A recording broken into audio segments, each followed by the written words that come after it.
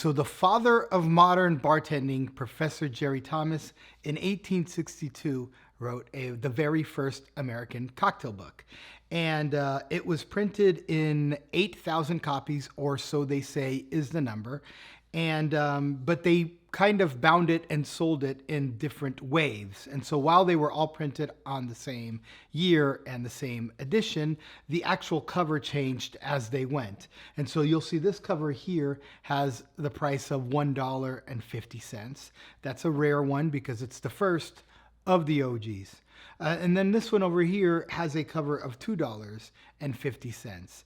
But what I just was able to order and get my hands on was the one in between, the one that was $2. So I'm really excited to open this book with you, and then I'm going to make a cocktail from it. Let's go.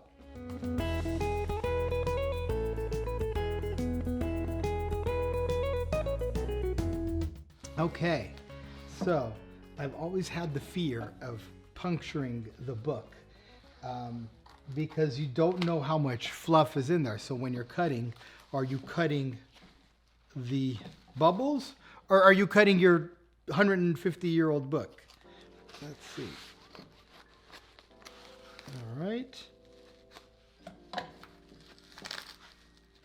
Okay, they put some tissue in there, which I love because it's nice and delicate, but keep in mind that the tissue doesn't protect anything. Okay.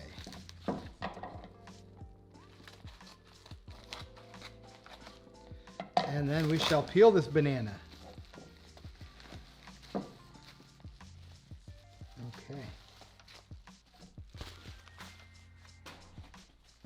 All right.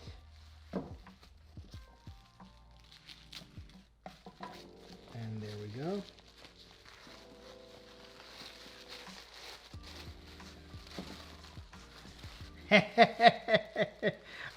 This is actually good. You should give me a like for this. I actually opened the wrong package. This is a different order that I got with 3 very small cocktail books in them. These are just oldies, but this whole package was like $1. So I got them and I got my hands on 3 cocktail books. Let me get the right package. Okay, so I'm back. I'm gonna set these oldies but goodies aside and we're gonna worry about this one. Sorry about that. Okay, I figured that one would be the one, but I should have assumed it was this one because it's packaged better. If the 3 books for $1.50 are packaged in an envelope, it's the expensive one that's probably going to be in the good box. I'm sure people are cringing right now on how I'm opening it, but this is how I know how to do it. Okay, we're getting there.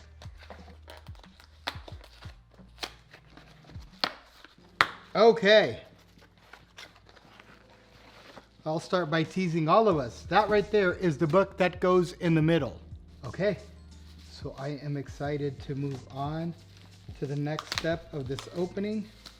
I must say it was packaged very nicely. I already know because of course I purchased this online and the people that put it for sale were very transparent on the condition of the front. So I already know there's going to be some stains on the front cover. But I'm excited. Apparently they sold, I want to say that this one here that I'm opening, despite the fact that it's not the oldest, I believe it's the most rare because it's like the middle child, right? So we had this one was the first one. We have this one, it was the last run, but the one in the middle was kind of like the one that was almost like the test price of $2 before they bumped it from $1 to $2.50. And there you have it. The Jerry Thomas. So as you can see here, this says $2, this one says $1.50, and this one says $2.50. All right, so let's take a look at the book. Again, a little stain. Overall, this book is actually in an incredible shape. Better than my other 2 Jerry Thomases. Just a little stain, a little bad stain. Now, to confirm this, I'm going to go over here And I'm going to say right here, yep, entered in the Congress 1862. And so this is an 1862. We'll set that right there. This one right here.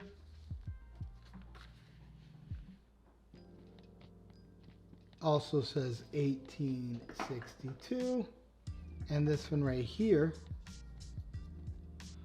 1862. Oops. Okay, I'm excited. I think I got all three of them. Truth be told, there's probably other versions out there because as they were sending them out, they were just putting a cover, whatever they had available. However, the price above never changed amongst these three. So it was $1.50, $2, and $2.50. I now have all three. I am pretty excited. Now I want to make a drink that's inside of it because I've always been told that the drinks that are in these books are a little challenging to drink, and I find that to be actually the case. But of course, it's the great Jerry Thomas, so let's try and make this cocktail. So one of the cocktails that was featured in this book was the Pousse Cafés. Pousse Cafés were layered drinks, probably invented in France, and they were meant to be served after dinner. In this book, there's a drink called the Parisian Pousse Café, which I was reading it and I find it hard to layer, but it's a layered drink. And so I'm interested in making it, and I'm going to pull up the page so that you can see it in the book. Okay, so I'm not going to try to decipher the portions in this book. At that time, drinks were different sizes.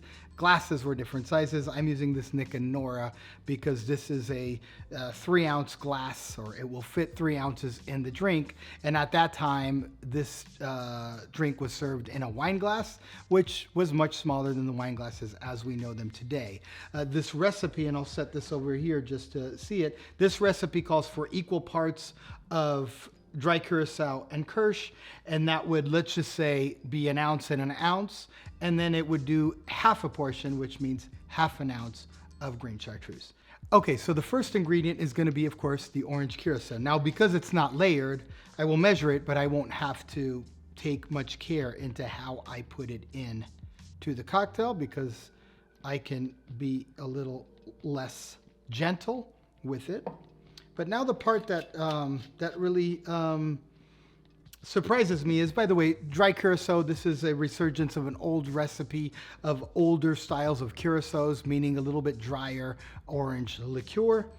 Now we're going to move on over here to Kirsch. Now Kirsch is made from cherries. It is a cherry brandy, so distilled from the cherry, not a brandy made from grapes and flavored with cherry. I'm going to go ahead and float it. Now in this one here, again, I'm going to have to be a little careful. So what I'm going to do is I'm going to pour my ounce in the jigger, and I am not sure that this is going to float. One of the things that I have learned making Pousse Cafés is if the ingredient is resoundingly thicker and it is going to float, you use this side of the spoon just to let it slide off faster. But when it's something that you are concerned about, you use this side of the spoon so you can impact. Basically, when you're pouring from the jigger, the first impact hits your spoon and then it fountains down. So I'm going to use that technique right now to try to get any sort of floating here.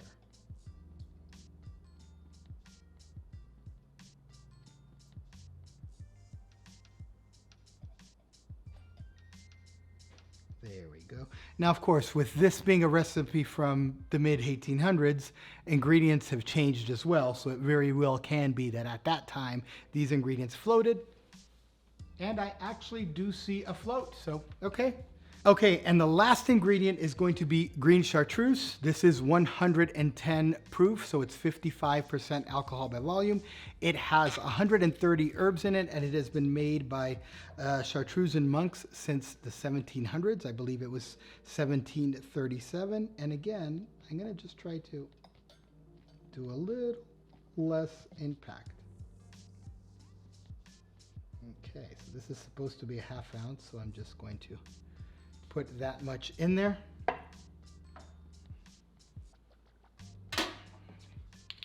Okay.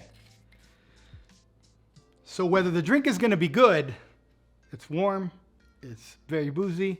Not sure it's going to be very drinkable, but did it even layer? And truth be told, it actually is layered. I'm not sure if you could see it from the camera, but I will show you that right here, there's a line.